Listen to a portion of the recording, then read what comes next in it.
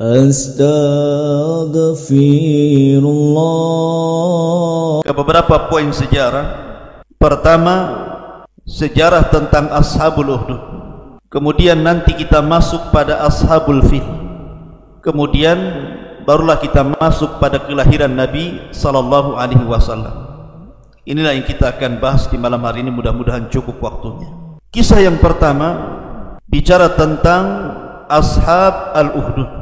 Kenapa saya memulakan kisah sejarah Nabi sallallahu alaihi wasallam dari Ashabul Ukhdud dulu? Karena kisah Ashabul Ukhdud dengan Ashabul Fil itu amat sangat terkait dua kisah ini kepada kelahiran Nabi sallallahu alaihi wasallam. Lalu bagaimana kisahnya? Dua kisah ini, baik Ashabul Ukhdud ataupun Ashabul Fil, dua-duanya dicatat dalam Al-Quran.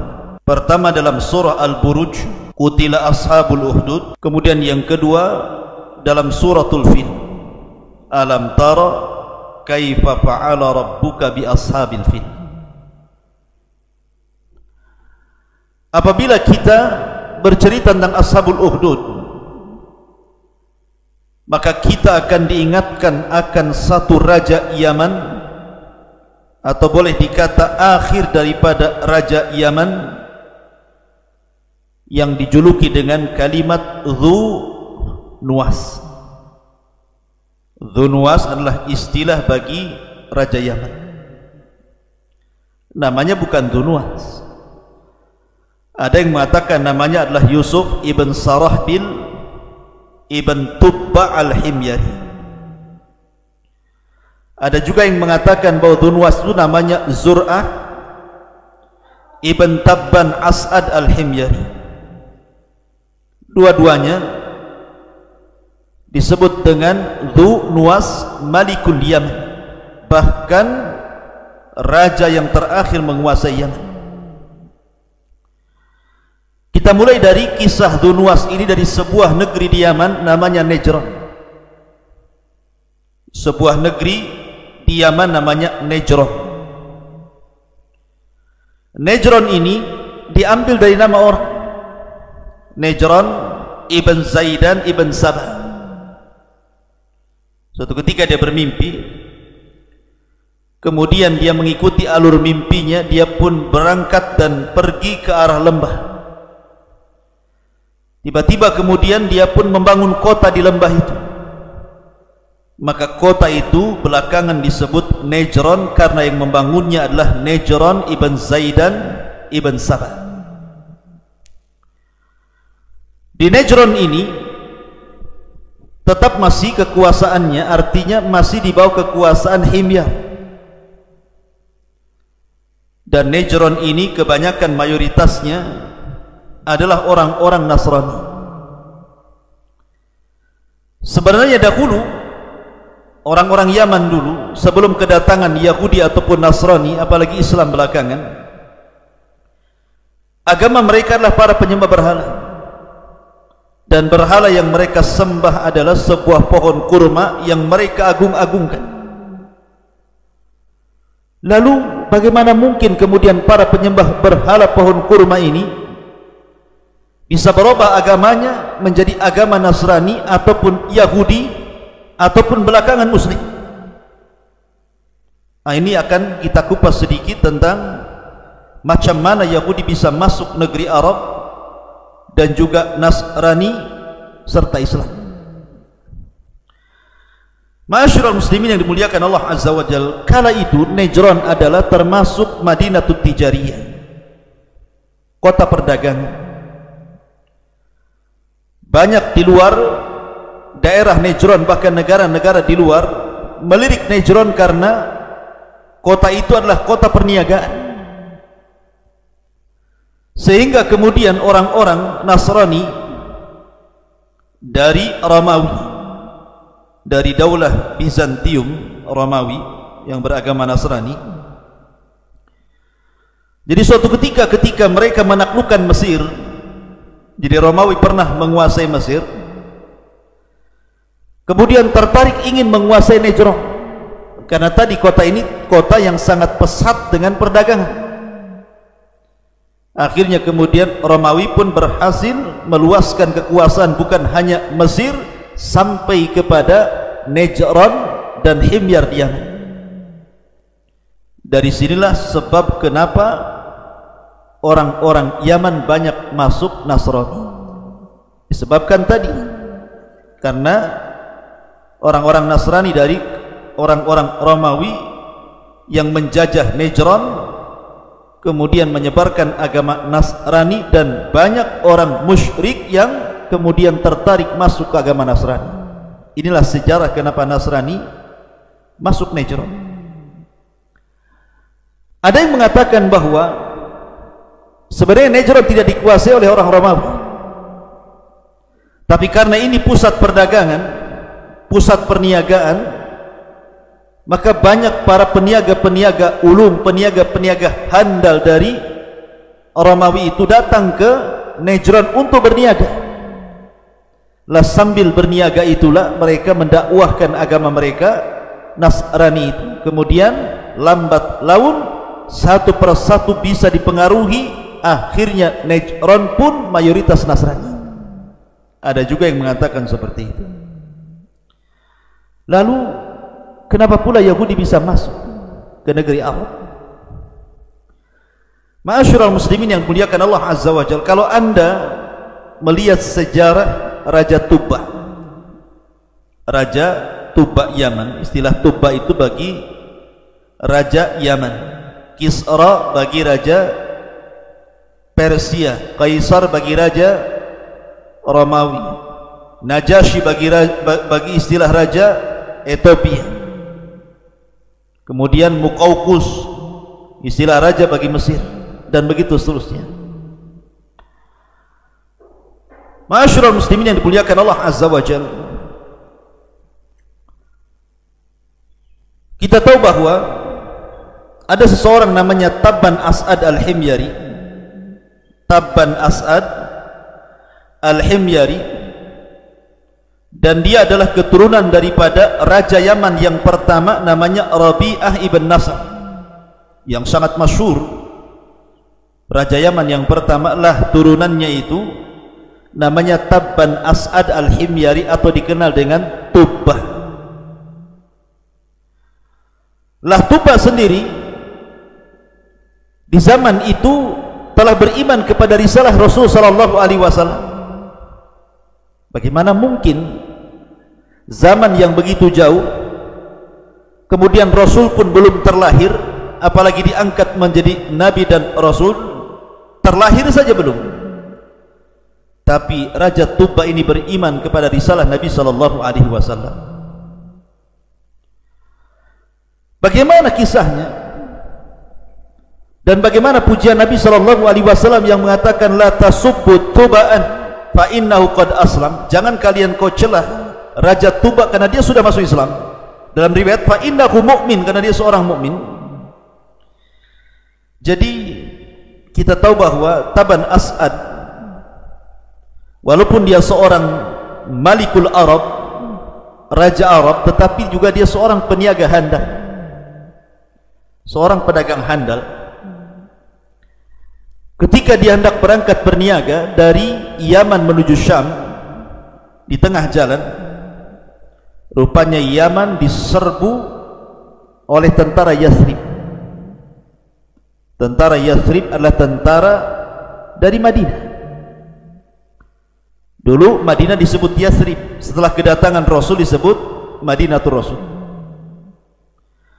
Celakanya ketika Yathrib ini menyerang Yaman, menyerang Himyar, salah satu putra daripada Tabban As'ad atau Raja Tuba ini meninggal dunia. Marahlah Tabban As'ad Al-Himyari. Kemudian ia ingin membalas dendamkan atas kematian putranya dan membawa pasukan besar, kemudian mengarah ke Madinah, ke Yathrib. Maka datanglah pasukan besar dipimpin oleh Tabban As'ad Al-Himyari dan berhasil menguasai Yathrib dan hampir menghancurkan. Lah kala itu di Yathrib sudah ada orang-orang Yahudi. Makanya sebelum Nabi SAW datang ke Madinah saja ada 3 kabilah Yahudi besar, Bani Quraidah, Bani Qunaiqah dan Bani Nadhir. Ini orang-orang Yahudi sudah lama mereka menetap di kota Yathrib itu. Karena ketika kemudian mereka terjadi peperangan, kemudian ada yang mengatakan di zaman Bukhtun Nasr, ketika Palestina roboh ke tangan Bukhtun Nasr, kemudian sebagian orang-orang Yahudi Bani Israel ditawan dan dibawa oleh Bukhtun Nasr, dan sebagiannya lari meminta suaka. Lah salah satu yang lari meminta suaka dan tidak mau diperbudak Bukhtun Nasr, mereka mengarah ke Jazirah Arab berdasarkan ilmu mereka, karena mereka membaca kitab-kitab dari langit, Taurat, Zabur dan begitu seterusnya. Dan mereka tahu bahwa di situ akan ada seorang nabi yang muncul di akhir zaman, sehingga mereka setiap hari membaca buku-buku itu dan menggadang-gadangkan kapan nabi itu keluar, kapan nabi itu keluar. Sampai-sampai Allah Subhanahu wa taala gambarkan dalam Al-Qur'an, ya'rifunahu kama ya'rifuna abna'ahum. Mereka mengenal nabi yang akan muncul itu jauh lebih mengenal nabi dibandingkan anak-anak mereka. Tapi setelah kemudian kemunculan, betul-betul muncul seorang nabi, tapi bukan dari Bani Israel, tapi dari bangsa Arab, tiba-tiba mereka mendustakan. Artinya Yahudi sudah ada sejak lama di kota Madinah Yathrib itu. Lah ketika dikepung Yathrib itu, maka dua orang padri dari padri-padri Yahud ketika itu datang kepada Taban As'ad yang memimpin pasukan agar jangan menghancurkan kota Yathrib. Sehingga Taban As'ad ini karena melihat agamanya jauh lebih baik, cara ibadahnya jauh lebih baik dibandingkan dirinya dan kaumnya yang menyembah pohon, dia pun tertarik untuk menjadi Yahudi. Belajarlah kepada dua padri. Namun sebelum dia jadi Yahudi, dia bertanya kepada dua padri ini, kenapa saya tidak boleh menghancurkan Yathrib? Maka dua padri ini mengatakan, karena kelak di sini akan menjadi tempat hijrahnya seorang nabi. Maksudnya Nabi SAW. Dari sila makin tertarik, akhirnya kemudian dia pun masuk ke dalam agama Yahudi. Kemudian dia membawa pasukannya untuk menyerang Mekah, dan dua padri ini dibawanya sebagai penasehatnya untuk memperdalam agama Yahudi yang baru dianutnya. Ketika dia hendak menghancurkan Ka'bah, maka dua padri ini kembali menasihati, jangan menghancurkan Mekah ataupun Ka'bah, karena ini tempat yang sangat mulia. Kalau engkau mau, tawaflah di sini. Akhirnya dia pun tawaf. Tiba-tiba kemudian dia tertidur di malam harinya, dia bermimpi bahwa dia sedang memakaikan kiswah Ka'bah, karena dahulu Ka'bah itu belum ada kiswahnya, belum ada pakaian. Kemudian dia pun bermimpi seolah-olah dia yang memakaikan kiswah Ka'bah dari Burdah Yamani. Maka setelah kemudian terbangun dari mimpinya dan dia meminta saran kepada dua padri itu, akhirnya kemudian dia pun makin yakin bahwa disinilah tempat kelahiran seorang nabi dan di Madinah tempat hijrahnya. Maka dia pun dengan kekayaannya kemudian membawa burdah dari Yaman, burdah yang indah sekali, digunakan untuk mengkiswah Ka'bah. Makanya dia orang yang pertama kali mengkiswah Ka'bah, Raja Tubba ini. Lah dari sila kemudian kenapa Yahudi masuk ke Arab, masuk ke Yaman, karena Taban As'ad yang membawanya. Ma'asyiral muslimin yang dimuliakan Allah Subhanahu wa taala, setelah kita tahu bahwa kenapa Yahudi masuk dan juga Nasrani masuk ke negeri Yaman atau ke negeri Arab, mulailah kemudian mereka mengembangkan agama-agama mereka sampai Nasrani berhasil menguasai Najran, dan Yahudi bisa menguasai beberapa daerah yang ada di Yaman ini, sampai kepada eranya Dzunwas. Karena Dzunwas ini saya katakan nasabnya di awal, dia adalah Yusuf ibn Sarahbil ibn Tubbah, artinya dia cucu daripada Raja Tubbah. Lah Dzunwas ini rupanya dia beragama Yahudi, karena bagaimanapun yang membawa Yahudi ke Yaman adalah Raja Tubah, sehingga wajar kemudian anak dan cucunya pun ditarik menjadi Yahudi. Lah sementara orang-orang Najran itu agamanya Nasrani. Lah kemudian karena Dzunwas ini memaksa rakyat Najran untuk masuk ke dalam Yahudi, kalau tidak maka akan dibunuh. Lebih daripada itu, lebih parah lagi, Dzunwas ini sampai mengaku Tuhan. Kenapa mengaku Tuhan? Karena dia merasa berkuasa, kekuasaannya luas, merasa kuat, dan dia pun menampakkan keanehan-keanehan, seolah-olah dia memiliki mukjizat ataupun keanehan-keanehan, sehingga dia bisa mengaku dirinya sebagai Tuhan. Padahal keanehan-keanehan yang dimunculkan oleh Dzunwas ini diciptakan oleh tukang sihir. Ya, Dzunwas ini punya tukang sihir, tetapi sudah tua renta, sudah tua sekali penasihat spiritualnya itu. Lah tukang sihir inilah yang kemudian membuat keanehan-keanehan dengan sihirnya. Karena keanehan di dunia itu ada 3. Pertama, mukjizat bagi para nabi. Yang kedua, karamah bagi para wali. Yang ketiga, sihir bagi para dukun, para bobo. Akhirnya kemudian tukang sihir yang sudah tua ini berbisik kepada sang Raja Dzunwas, Yusuf ibn Sarahbil ibn Tuba ini, wahai Raja, aku ini sudah sepuh, sudah tua, sebentar lagi ajalku tiba. Lalu akan siapa lagi yang akan mempertahankan kekuasaan kalau sekiranya kemudian aku meninggal dunia? Maka sebaiknya kau cari anak muda, biar aku yang akan mendidiknya untuk mewarisi seluruh ilmu sihir yang kumiliki setelah sepeninggalku. Biarlah dia yang meneruskan estafet sihirku sehingga bisa melindungi. Akhirnya kemudian oleh sang raja dicarikan anak muda yang cerdas, anak muda yang berani, anak muda yang punya talenta, anak muda yang memang punya IQ yang bagus.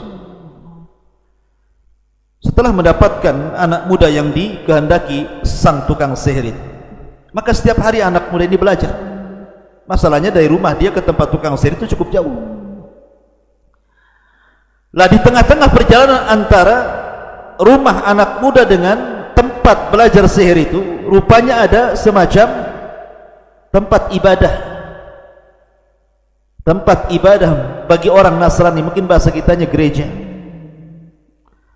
Maka sang anak muda ini tertarik, ini tempat apa? Maka dia pun mencoba masuk. Dilihatnya ada seorang pendeta yang sedang beribadah kepada Allah Azza wa Jalla. Karena di zaman itu Nasrani masih murni, bukan seperti Nasrani di zaman sekarang yang sudah tercampur aduk. Nasrani di zaman itu masih mengikuti syariahnya Isa bin Maryam. Tertarik dia. Akhirnya kemudian dia pun mulai belajar kepada sang rahib itu. Apabila selesai belajar di sang rahib, maka dia pun bergegas untuk belajar kepada tukang sihir. Begitulah sehari-hari.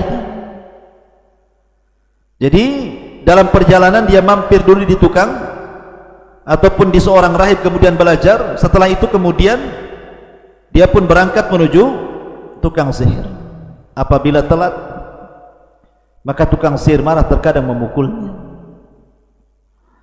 Ma'asyiral muslimin yang dimuliakan Allah Azza wa Jalla, sampai ketika betul-betul dia mumpuni ilmunya, baik ilmu sang rahib ataupun sang penyihir kepada dirinya, tapi fitrah menolaknya. Bahwa agama sang rahib itu jauh lebih masuk di akal, lebih memiliki petunjuk dibandingkan tukang sihir. Maka dia ingin menguji dua ilmu itu. Ketika itu ada binatang yang sangat buas sekali, yang selalu menghadang manusia dan menyakitinya. Maka dia pun mencari binatang itu untuk membuktikan dua ilmu yang berseberangan itu, ilmu sang rahib dan ilmu sang dukun yang sudah dipelajarinya. Dia pun mengambil kerikil kecil, kemudian dia mengatakan, ya Rabb, kalau ilmu sang rahib ini lebih kau ridhai, lebih benar, lebih berpetunjuk dibandingkan ilmu tukang sihir itu, maka bunuhlah binatang itu. Maka dilemparnya batu kecil, rupanya mengenai binatang itu, langsung mati. dan dia makin yakin bahwa ajaran yang diajarkan sang rahib lebih benar jauh dibandingkan ajaran tukang sihir. Dia pun tidak mau lagi menggunakan sihirnya, dan dia pun kemudian berusaha untuk mengamalkan ajaran sang rahib ini. Dia pun datang kepada sang rahib, tapi yang sang rahib kemudian menasihati agar jangan menyebut namanya apabila ditanya siapa yang mengajari, karena ini sangat berbahaya. Maka sang anak muda pun kemudian lari dari sang dukun. Dia pun melanglang berkelana ke sana kemari, dan Allah berikan kecerdasan dalam ilmu perobatan, mampu mengobati penyakit kulit, mampu mengobati penyakit buta, macam-macam dia bisa menyembuhkan karena izin Allah Subhanahu wa taala, dan dia jadikan wasilah dakwah. Jadi sambil mengobati itu sambil berdakwah. Harusnya setiap orang bekerja di profesi apapun, maka berilah semangat dakwah di situ. Anda yang kerja apapun, kalau bisa kerja itu juga diselingi dakwah. Seperti anak muda ini. Jadi kalau ada orang yang datang kepada dia berobat, maka dia suruh beriman dulu, diajak beriman kepada Allah, mengakui Allah Azza wa Jalla, baru kemudian diobati. Dan dia mengatakan bahwa yang mengobatimu, yang menyembuhkan bukan diriku tapi Allah Subhanahu wa taala. Akhirnya satu persatu orang pun dapat hidayah, tetapi mereka menyembunyikan keimanan karena takut dengan dunuas. Kalau tahu bahwa mereka di atas nasrani murni dan tidak ikut Yahudi, bisa dibantai. Sampai pada waktunya sang raja ini yang mengaku Tuhan memiliki penasehat. Penasehat ini sudah buta.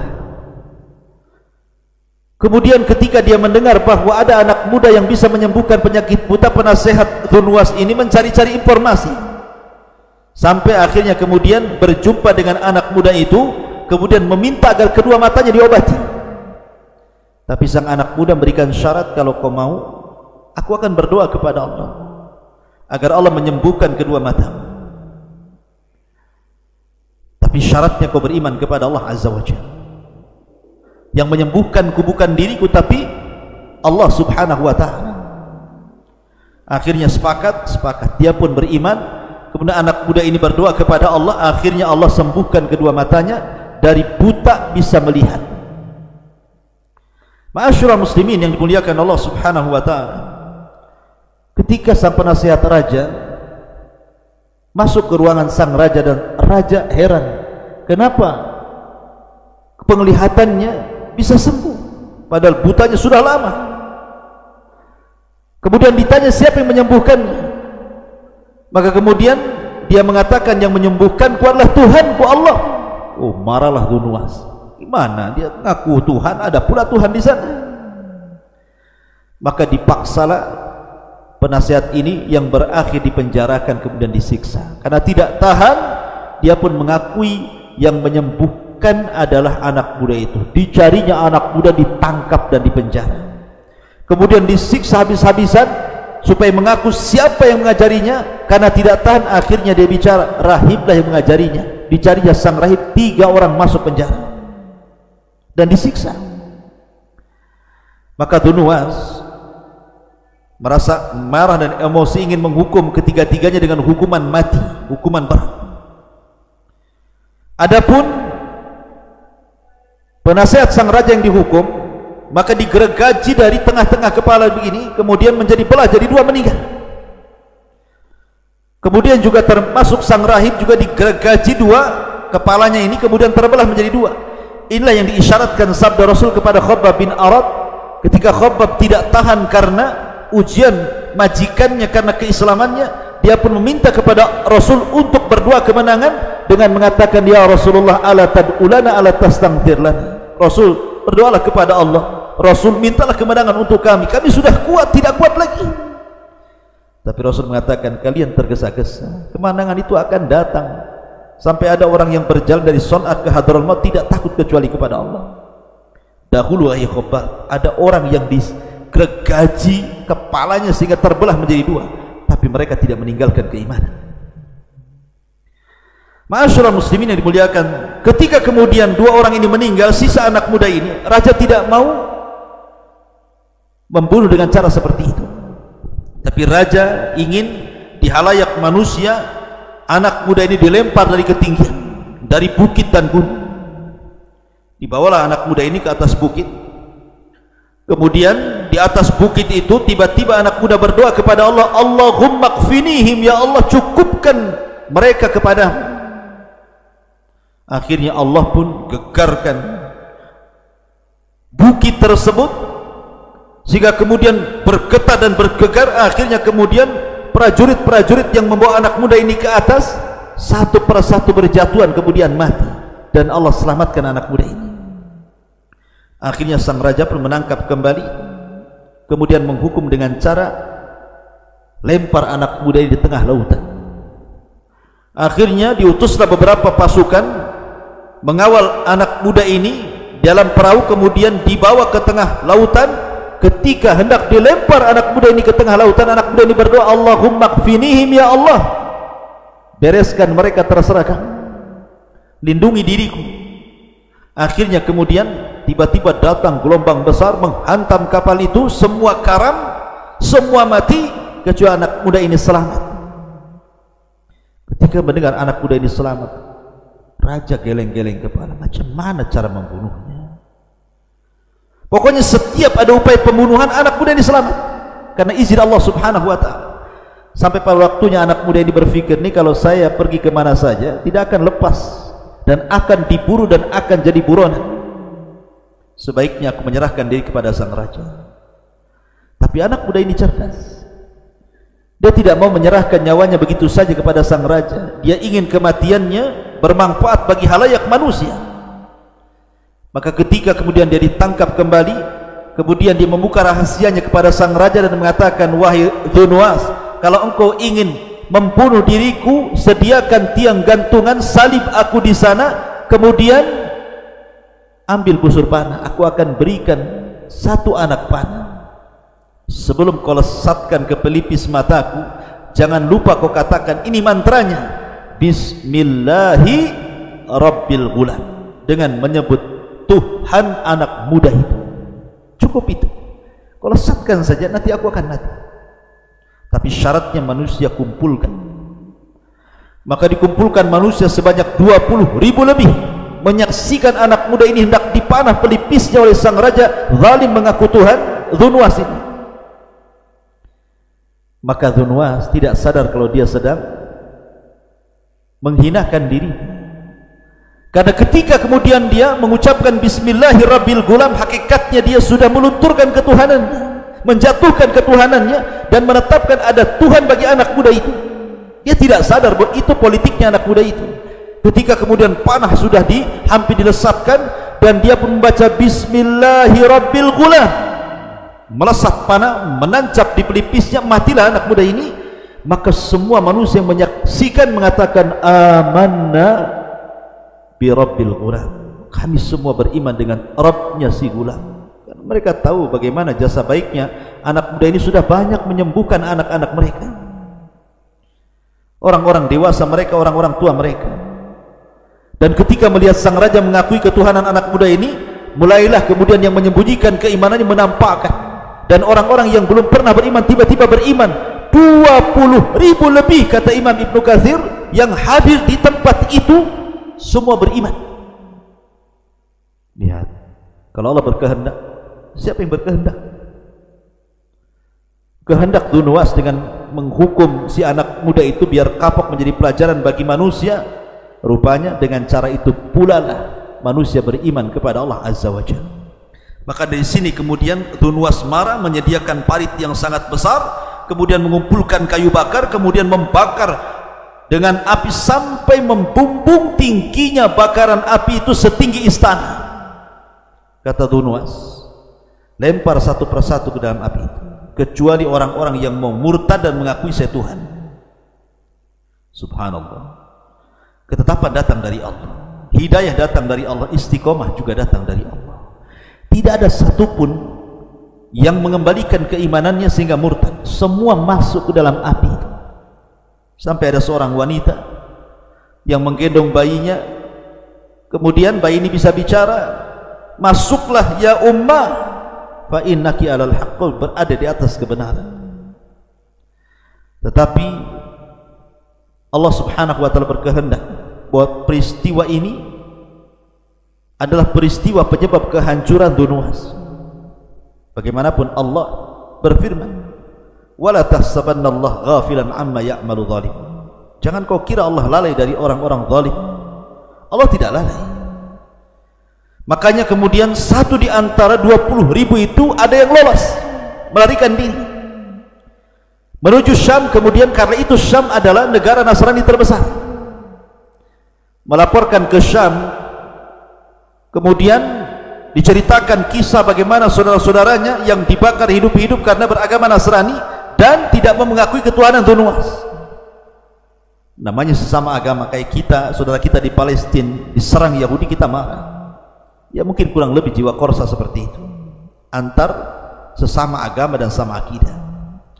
Akhirnya Raja Syam ini mengirim surat kepada Raja Habasyah, dan negeri Habasyah negeri Nasrani yang dekat dengan Yaman, agar menolong saudara-saudara di Najran untuk diselamatkan. Mendengar surat itu, surat dari Syam, maka Raja Ethiopia pun menggerakkan pasukan besar dipimpin oleh dua jenderal, pertama Riyad, yang kedua Abraha. Nah, disilah muncul nama Abraha yang kelak akan menghancurkan Ka'bah. Di sini hubung kait cerita Ashabul Uhud dengan Ashabul Fil. Akhirnya dua jenderal ini membawa pasukan besar dari Ethiopia menyerbu ke Himyar Yaman, khususnya negeri Najran. Akhirnya melihat pasukan besar, Najran mengalami kekalahan dan Dunwas lari, kemudian dia meninggal dalam pelarian. Akhirnya berkuasalah jenderal Riyad, cemburulah Abraha. Maka dengan kelicikannya dia berhasil membunuh Riyad agar dia yang memimpin Najran dan memimpin Yaman. Maka dibunuhlah Riyad oleh Abrahatul Asra. Maka setelah kemudian Abraha membunuh Riyad dan dia satu-satunya raja yang menguasai Najran kala itu dan juga Yaman dan sekitarnya, Raja Ethiopia marah. Bagaimanapun jenderal membunuh jenderal ini, ceritanya gimana ini? Tapi Abraha cerdas. Untuk memastikan dia tetap setia kepada Raja Habasyah, dia bawa harta dari dari Yaman menuju Ethiopia. Barulah raja yakin bahwa Abraha adalah orang yang setia. Maka lama-lama Abraha setelah tinggal di Yaman, dia pun memperhatikan tentang kebiasaan orang-orang Yaman. Kenapa orang-orang Arab itu mereka suka setiap tahun datang ke Ka'bah melaksanakan haji dan umrah ke sana? Tentu ala jahiliyah. Sehingga Abraha berpikir, kenapa saya tidak membangun saja gereja supaya orang-orang yang kemudian datang ke Ka'bah dipalingkan sehingga bisa mengagungkan tempat ibadahnya. Maka mulailah dia membangun gereja yang sangat besar, yang sangat tinggi, sampai disebut Kullas, saking tingginya. Kullas itu diambil dari koram suah, peci gitu ya, peci jatuh. Jadi kalau kita nenggak begini saking tingginya, akhirnya pecinya jatuh. Disebut Kullas namanya. Ya. Setelah kemudian betul-betul jadi dengan sangat megahnya, Abraha berusaha menyurati orang-orang Arab supaya datang dan menjadikan tempat ibadahnya, gerejanya itu dijadikan tempat yang suci yang didatangi manusia. Tapi sejak dibangunnya sampai selesainya tidak ada satupun orang Arab yang datang ke tempat ibadahnya itu. Kenapa? Merubah keyakinan itu bukan perkara mudah, bukan perkara enteng, bukan perkara mudah. Yang ada justru kemarahan bangsa Arab. Sampai ketika ada seorang anak muda, tentu bukan muslim, dia masih musyrik, Islam kan belum datang, menghinakan gereja Abraha dengan cara buang hajat di tengah-tengah gereja, kemudian menitipkan surat pesan yang membuat Abraha emosi dan marah. Akhirnya kemudian Abraha pun menyiapkan pasukan besar dengan membawa, ada yang mengatakan 4 gajah, ada yang mengatakan 8 gajah, dan gajah yang paling besar yang ditumpangi Abraha namanya Mahmud. Orang Arab tidak pernah kenal gajah dan tidak pernah melihat gajah. Sebenarnya kabilah-kabilah Arab itu sudah berusaha mencegah Abraha, tapi karena kekuatan mereka lemah, mereka pun bisa dikalahkan. Memang tentara Ethiopia kuat kala itu. Sampai ketika kemudian pasukan gajah ini meringsek terus dari Yaman menuju Mekah, kemudian melewati tempat peternakan Abdul Muttalib kakeknya Rasul, kemudian dicurinya 200 ekor unta dan dibawanya. Ketika sampai di Taif, orang-orang Taif ketakutan karena disangkanya dia akan menghancurkan Latah. Sementara Latah adalah patung yang ada di Taif yang diagungkan orang-orang Taif. Akhirnya kemudian orang-orang Taif pun menyerah kepada Abraha dengan imbalannya, kemudian memberikan petunjuk ke mana Ka'bah dilalui seorang yang bernama Abu Rughal.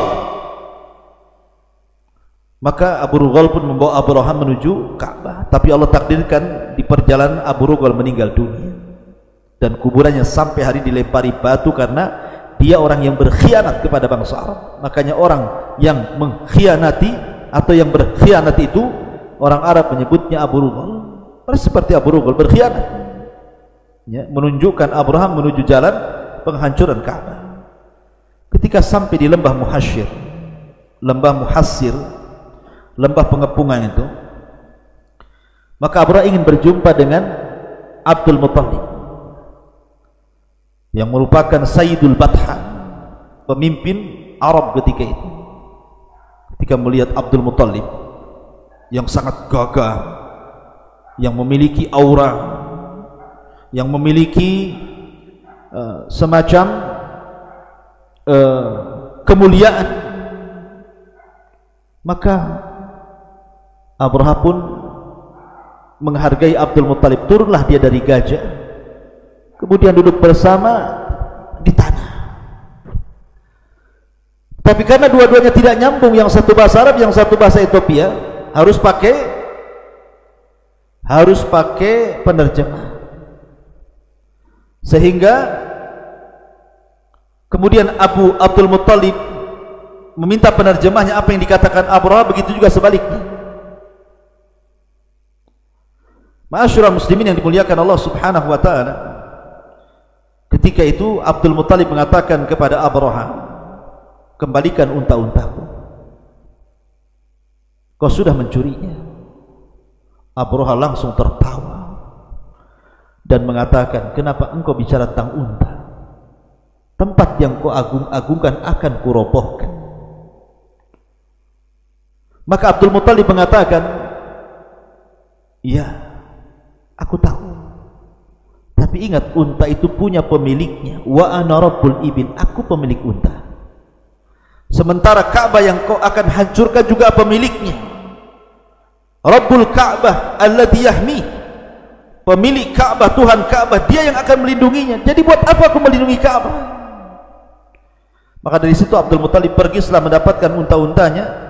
Maka ketika Abraha berjalan di Wadi Muhassir itulah, tiba-tiba kalau untanya mengarah ke arah Ka'bah, tiba-tiba langsung duduk tidak mau jalan. Tapi kalau ke arah lain mau. Sampai dipukul-pukul bentar tak mau jalan. Sampai pada waktunya mereka sudah putus asa untuk mengarahkan kendaraan-kendaraan mereka menuju Ka'bah dan tidak bisa, dan mereka berada di lembah pengepungan. Tiba-tiba langit gelap. Ketika dilihat, rupanya ada burung ababil, burung laut yang berasal dari Musil, dari Laut Merah, dan burung ini berbondong-bondong. Satu burung membawa 3 batu. Tiba-tiba kemudian menaungi di atas tentara Abrahatul Asrah. Kemudian batu itu ditembakkan ke pasukan Abraha, satu persatu mati. Yang selamat kemudian terkena penyakit judari, penyakit lepra, belakangan mati juga, termasuk Abraha yang kemudian juga meninggal dunia di tengah perjalanan menuju Son'a. Ma'asyiral muslimin yang dimuliakan Allah Subhanahu wa taala, akhirnya kemudian Allah Subhanahu wa taala takdirkan Abraha pun meninggal setelah datang adab Allah Subhanahu wa taala, sehingga Allah abadikan dalam Al-Qur'an, alam tara kaifa fa'ala rabbuka bi ashabil fil alam yaj'al kaidahum fi tadlil wa arsala alaihim tayran ababil tarmihim bihijaratin min sijil faja'alahum ka'asfin ma'kul. Ma'asyiral muslimin yang dimuliakan Allah Subhanahu wa taala, setelah Abraha meninggal dunia, maka kemudian putra Abraha namanya Maksum, putra Abraha namanya Maksum menggantikan kekuasaan ayahnya Maksum ibn Abraha. Tapi hanya 2 tahun kemudian Maksum pun meninggal dunia. Kemudian naik tahtalah adiknya namanya Masyruk ibn Abrahatul Asram. Dialah yang kemudian menjadi raja di Yaman untuk meneruskan tahta dari abangnya Maksum dan juga Abraha. Ma'asyiral muslimin yang dimuliakan Allah Azza wa Jalla, di zaman Maksum inilah, atau Masyruk inilah, putra kedua Abraha, muncul seorang laki-laki yang bernama Saif ibn Di Zaisan. Saif ibn Di Yazin Saif ibn Di Yazin atau Yazan adalah salah satu di antara keturunan dari keturunan raja-raja Sabah, raja-raja Himyar. Karena ketika Yaman dipegang oleh Masyruk tidak sekuat kakeknya Abraha, dia lemah, sehingga dimanfaatkan oleh raja Arab yang sudah lama dijajah oleh orang-orang Ethiopia itu, yang bernama Saif ibn Diyazan ini. Dia pun berusaha untuk mengusir orang-orang Akhbas Habasah dari Yaman, dikembalikan ke Ethiopia. Bagaimana caranya? Maka dia menghasut orang-orang Arab untuk memberontak dan menggulingkan kekuasaan Akhbas. Tetapi karena kuat, orang-orang Arab tidak punya keberanian, maka gagallah keinginan untuk mengusir orang-orang Akhbas dari Yaman ke Ethiopia. Sampai akhirnya kemudian dia pun menemui saudaranya atau kawannya namanya Nu'man ibn Mundhir. Nu'man ibn Mundhir ini adalah penguasa Irak. Jadi masih ada hubungan dengan Saif ibn Diyazin ini. Akhirnya Saif ibn Diyazin ini meminta bantuan kepada Nu'man ibn Mundhir untuk mengusir orang-orang Akhbas dari Yaman ke Ethiopia. Maka Nu'man ibn Mundhir menyarankan kepada Saif ibn Diyazan ini supaya meminta bantuan orang-orang Persia, karena dari Irak ke Iran dekat. Maka berangkatlah Nu'man ibn Mundhir dan juga Saif ibn Diyazan, dua-duanya juga masih turunan raja hebat dari raja-raja Sabah. Nah, kebiasaan orang-orang Persia apabila masuk ke istana, maka mereka akan sujud ke rajanya, sujud kepada Raja Kisra. Siapapun yang masuk istana Persia harus sujud kepada Raja Kisra, termasuk Nu'man ibn Mundhir. Ketika masuk ke istana, dia sujud. Rupanya Saif ibn Diyazin ini tidak mau sujud. Marahlah Raja Kisra dan mengatakan, apa yang mencegahmu untuk tidak sujud kepadaku? Maka kata Saif ini, dia mengatakan, humumun wa humum, karena aku sedang bingung, aku sedang sedih. Mana mungkin aku pikirkan sujud kepadamu, aku sedang bingung, sedang linglung ini, sedang stres. Kemudian kata Raja Kisra, emang kamu siapa? Maka Nu'man menjelaskan bahwa dia adalah Raja Yaman. Barulah kemudian Kisra mau berdialog. Setelah tahu ini Raja Yaman, maka Kisra mau berdialog. Apa gerangan kau datang kemari? Maka Saif ibn Diyazin pun kemudian menjelaskan maksudnya agar orang-orang Persia membantu dirinya, orang-orang Arab Yaman, untuk mengusir orang Akhbas keluar dari Yaman menuju Ethiopia kembali. Raja Persia tidak mau, karena nggak ada hubung kait antara dia dengan orang-orang Akhbas. Akhirnya sebagai imbalannya, Raja Persia ini memberikan uang yang banyak kepada Saif ibn Diyazin supaya pulang lagi ke Yaman. Seolah-olah dia mengatakan, aku tidak bisa menolongmu, tetapi aku akan berikan uang yang banyak, pulanglah kau ke negara. Akhirnya setelah mendapatkan uang banyak, Saif ibn Yazid ini bukan pulang ke Yaman, justru uang itu dibagi-bagikan kepada penduduk Persia.